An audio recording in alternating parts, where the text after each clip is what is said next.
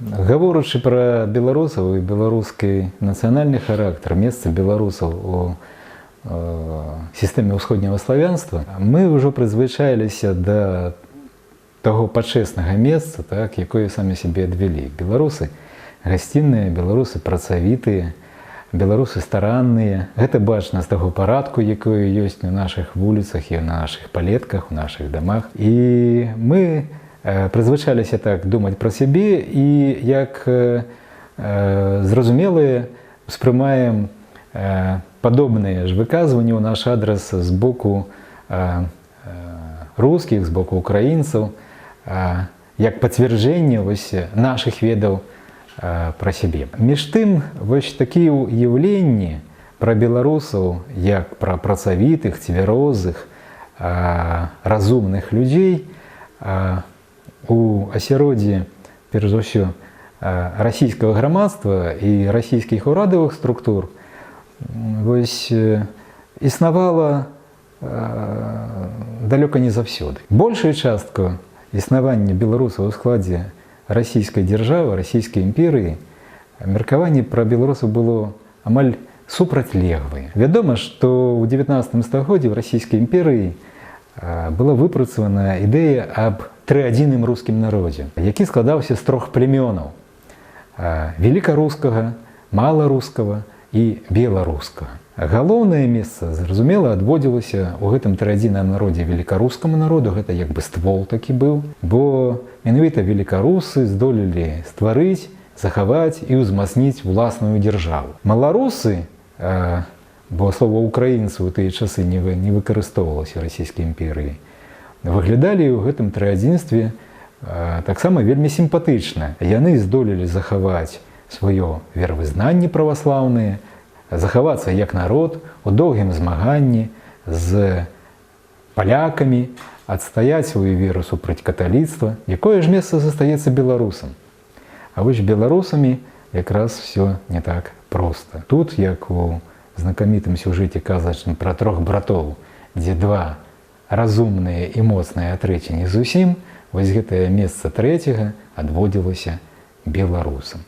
Знаёмства з літаратурай народазнаўчай, якая выходзіла ў расійскай імперыі на працягу 19 стагоддзя, ад першых звестак пра Беларусь і беларусаў, якія даваў Гаврыла Романович Дзяржавін, да характарыстык, якія з'яўляліся ў канцы 19 стагоддзя, рэфрэнам праходзіць наступная думка. Беларускія сяляне негеглыя, беларускія сяляне лініевыя, беларускія сяляне цёмныя, яны не могуць нармальным чынам апрацаваць свае палеткі, яны п'юць гарэлку і не думаюць пра наступны дзень. Разумовыя іх здольнасці не ідуць ні ў якае параўнанне са здольнасцямі велікаруса і нават маларуса. Тлумачыліся гэтыя несімпатычныя рысы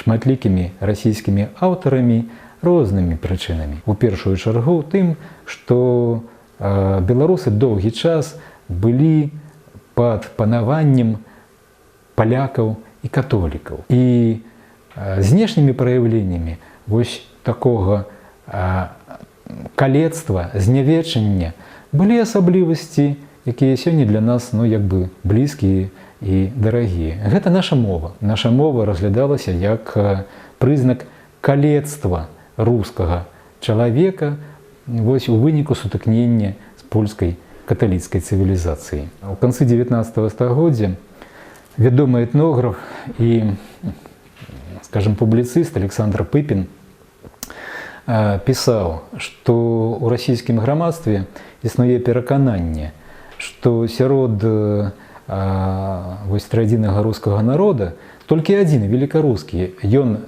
захаваў сваю цэласнасць і як бы такую здаровы характар.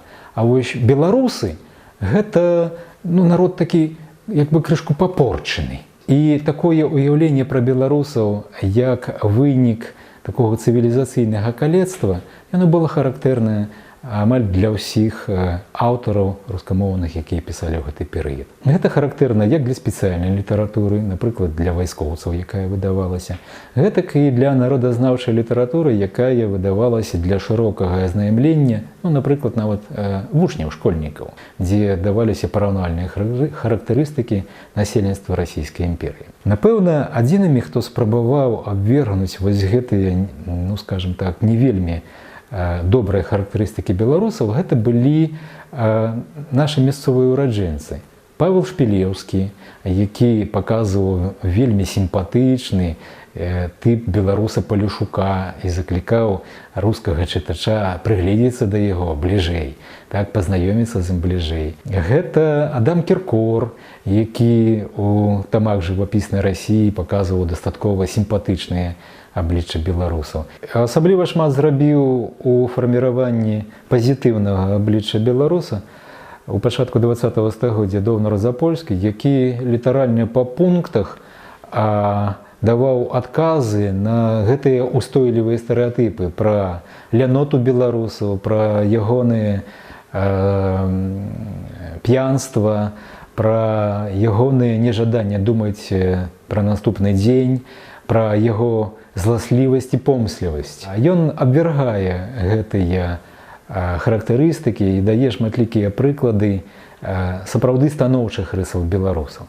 Тым не менш, для царскай адміністрацыі беларускіх губерняў яшчэ і ў пачатку 20-го стагоддзя было характэрна дастаткова такое крытычнае стаўленне для беларусаў. Яны адзначалі далёка не станоўчыя рысы нацыянальнага характара беларусаў, перш за ўсё у перспектыве, скажем так, зліцця беларусаў з астатнім рускім народам, так, з астатняй Расійскай імперыі. Дваедушша, вось хітрасць, помслівасць. І звязвалі гэтыя рысы яны з несвабодай.